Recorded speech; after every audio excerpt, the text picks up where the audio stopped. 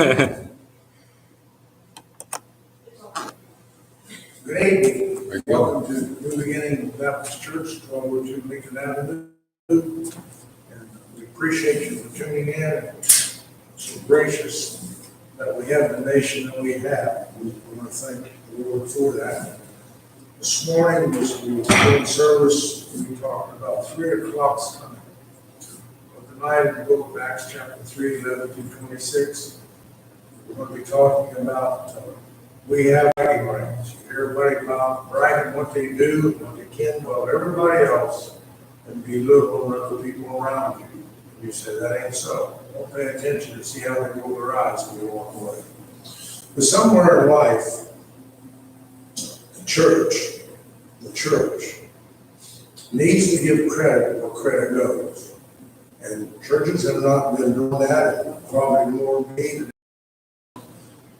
But as we look this evening in Acts chapter 3, beginning of verse 11, you can see here, there, where Peter and John was singled out after the lame man was healed. They singled those two out, and they tried to lift them up higher than what they were. They were just messengers of God. Pastors have a tough job, and they really do. You can never say they don't. I'm so fortunate to be with the people that I'm with, and I don't have it. It's just a tough job, tough way to go. But in the ministry, especially in the ministry, sometimes we get glory, honey, and we lose our sight on what God really wants done. So no matter where you go, no matter what you do, we're all equal in the eyes of the Lord. Not only that, those that are walking with you in membership in your church, those that are tithing in your church, those that are working in your church, are just as valuable as the man standing in the pulpit, just as valuable as the little lady sitting in the pew. So it just places us in different positions. And so, as we think about this evening in Acts chapter 3, verse 11, we have no bragging rights on whatsoever. Now, we feel good about some things that we accomplished, and we should. We should be proud that God has allowed us to be able to achieve those things. But on the other hand, we need to give God the credit, because without God, you and I could not function in life. We could not make it. If you look into the world in our life, we're failing financially, we're failing physically, all kinds of problems. Not that the church don't have problems, because we do, Christians do. But we focus different about the problem. We do not allow the problem to destroy our lives in the kingdom of God. Or we shouldn't.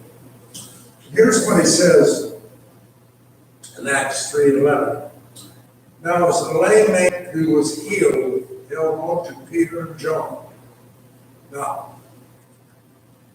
we American people, we feel like that we have risen above every nation under the sun. We feel like we're the greatest military. You've heard that on TV. I say we have great weapons. We don't have a great military. It has fallen apart. But we have good people in the military serving there, protecting us, giving us the freedom. And so we do owe them respect. But somewhere along the line, we're shutting God out of this nation. I've not seen a president yet.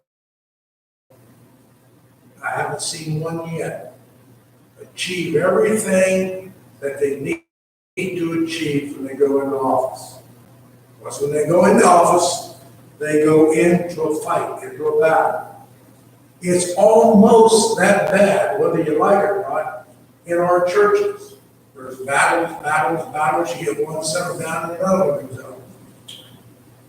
So we're no better than those that are running the nation. That's why our churches are in such a bad shape, spiritually and number-wise. How can you run a kingdom or be involved in a kingdom and fighting a war all at the same time? It doesn't work. This nation has never recovered from the Vietnam War. And probably never will, because of the way they had respect for the soldiers when they came back home. But as they was talking to the lame man, he came with Peter and John. And whenever Peter and John was leaving, he says he held on to Peter and John so he could be stable.